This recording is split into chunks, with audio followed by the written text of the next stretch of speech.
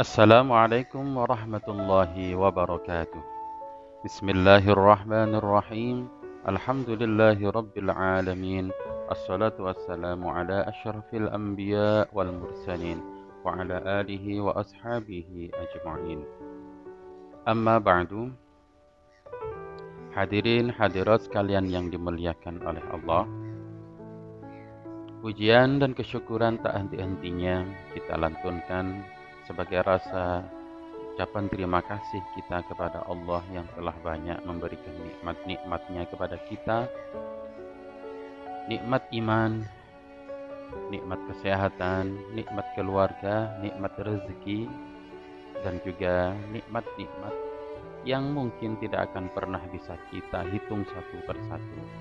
Wa in ta'uddu ni'matallahi la tuhsuha. Apabila seorang hamba mencoba untuk menghitung nikmat-nikmat yang telah Allah berikan, pasti tidak akan mampu untuk menghitungnya. Dan di antara nikmat yang terbesar yang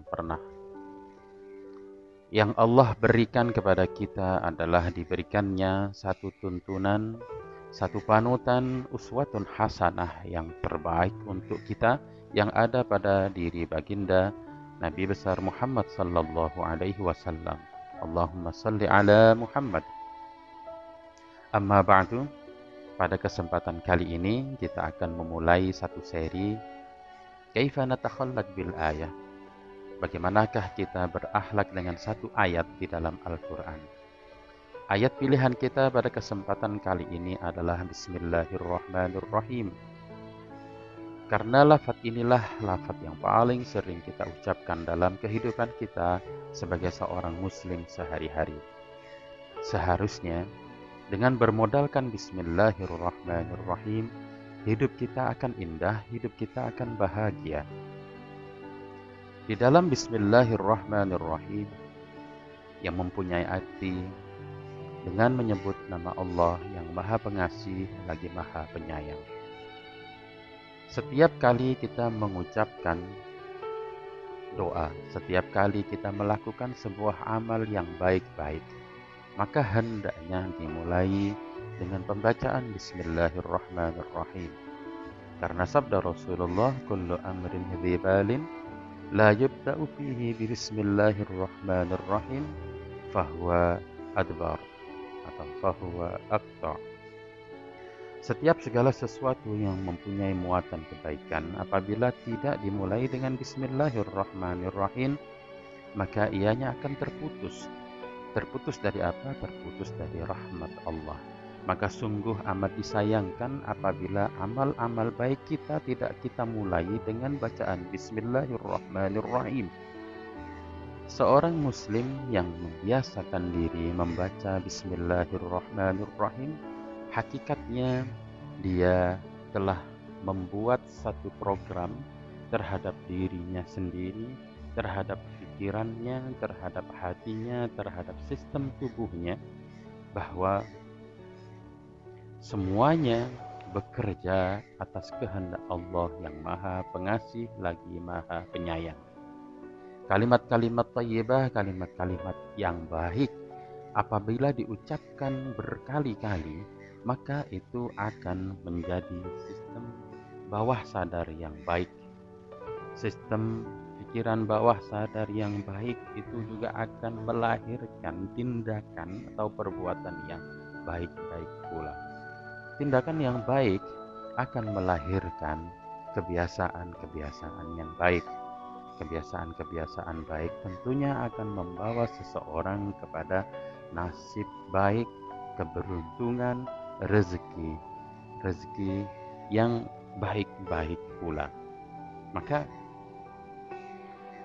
seharusnya lah dengan Bismillahirrahmanirrahim kita tidak hanya sekedar menancapkan satu software, satu program kebaikan ke dalam diri kita, tapi itu juga akan membuat kita, tubuh kita, dalam artian pikiran dan juga perasaan kita, itu akan terhindar atau tubuh kita akan dibersihkan dari sesuatu yang negatif-negatif. Para pemirsa, hadirin, hadirat yang berbahagia, perlu diketahui bahwa manusia bertutur kata dalam satu hari paling banyak menggunakan lisannya. Orang paling cerewet sekalipun itu tidak lebih dari 20.000 kalimat. Tetapi di dalam hatinya setiap orang mampu berkata-kata itu lebih dari 20.000 kali. Misalkan ketika seseorang melihat satu pemandangan yang baik, kemudian dia tidak berkata apa-apapun, tapi di dalam hatinya dia mengatakan bahwa oh, ini indah. Maka itu adalah self-talk atau ucapan pada diri yang baik. Malangnya akan ada satu keadaan yang akan membawa seseorang kepada sesuatu yang jelek.